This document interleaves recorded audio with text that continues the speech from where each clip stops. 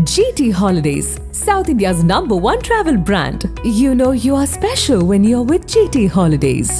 தமிழ்நாட்டின் வளர்ச்சி பயணத்தில் ஒருவரையும் பின்தங்க விட மாட்டோம்.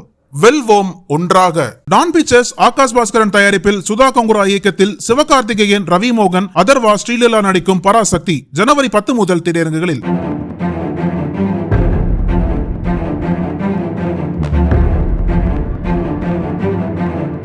பிரபல லாட்டரி தொழிலதிபர் மார்டினின் மனைவியான லீமா ரோஸ் தொடர்பான அரசியல் யூகங்கள் தமிழக அரசியல் வட்டாரத்தில் தீவிரமாக பேசப்பட்டு வருகின்றன. சமீபத்தில் எடப்பாடி பழனிசாமியை நேரில் சந்தித்த புகைப்படங்கள் வெளியானதால் அவர் அதிமுகவில் இணைந்து விட்டார் என்ற வதந்திகள் சமூக வலைதளங்கள் மற்றும் சில ஊடகங்களில் பரவின. ஆனால் லீமா ரோஸ் இந்த குற்றச்சாட்டுகளை மறுத்து விளக்கம் அளித்திருந்தார். அவர் அதிமுகவில் சேரவில்லை என்றும் அது உண்மைக்கு புறம்பானது என்றும் தெளிவுபடுத்தினார்.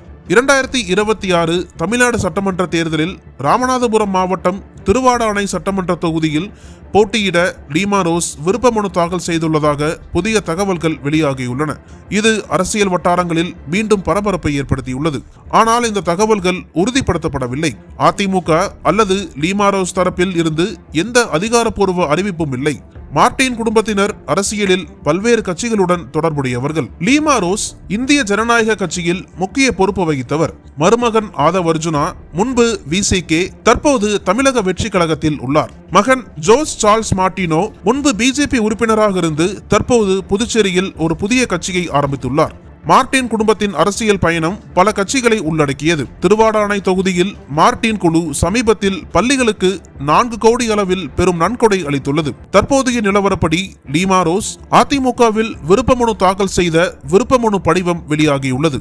இருப்பினும் அதிமுக அல்லது தேர்தல் ஆணையம் அதிகாரப்பூர்வ அறிவிப்பு வெளியிட்டால் மட்டுமே உறுதியாகும். எடப்பாடியை லீமா ரோஸ் சந்தித்தது ஜனவரி 11ஆம் தேதி. ஆனால் விருப்ப மனுவில் இடம்பெற்றிருக்கும் தேதி டிசம்பர் 30. இதனால் இந்த மனுவின் உண்மைத்தன்மை குறித்த விவாதங்கள் எழுந்துள்ளன. திருவாடானை தொகுதிக்குட்பட்ட பள்ளிக்கு நிதியுதவி செய்ததும் திருவாடானை தொகுதியில் விருப்ப மனு அளித்ததாக வெளியான படமும் தற்செயலானதா அல்லது திரைமறைவு அரசியல் ஆட்டமா எனும் விமர்சனம் பரவலாக எழுந்துள்ளது. அதே நேரம் அதிமுக கூட்டணியில் அவர் திருவாடானை தொகுதிக்கு விண்ணப்பித்திருக்கலாம் என்றும் யூகிக்கப்படுகிறது. 2026 தேர்தலில் தமிழக அரசியல் களம் பல மாற்றங்களை எதிர்கொள்ளும் நிலையில் இத்தகைய செய்திகள் அரசியல் களத்தை மேலும் சூடேற்றியுள்ளது.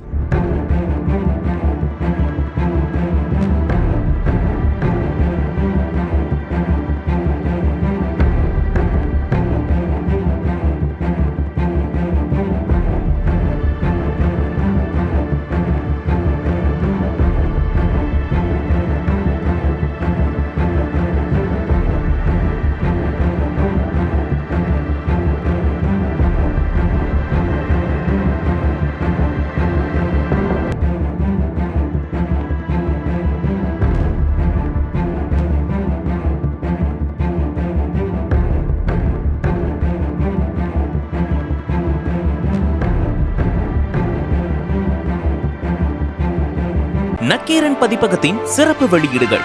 கைதி எண் 9658, இந்திய எதிர்ப்பு போராட்ட வரலாறு பாகம் 1 மற்றும் 2, தீ பரவட்டும், திராவிட மாடல், சங்க காலம் முதல் ஸ்டாலின் காலம் வரை, பாரியின் வழித்தோன்றல், கலைஞர், மனங்களும் மனிதர்களும். இவை வெறும் புத்தகங்கள் அல்ல. தமிழ் உணர்வு, போராட்ட வரலாறு, சமூக நீதி மற்றும் மனித மனதின் உண்மைகளை தேடுபவர்களுக்கான பொக்கிஷங்கள். இன்றே படியுங்கள், வரலாற்றை உணருங்கள், எதிர்காலத்தை வடிவமையுங்கள். அனல் பறக்கும் செய்திகளை அப்டேட் செய்து கொள்ள நக்கீரன் களத்தை இப்பவே சப்ஸ்கிரைப் பண்ணுங்க.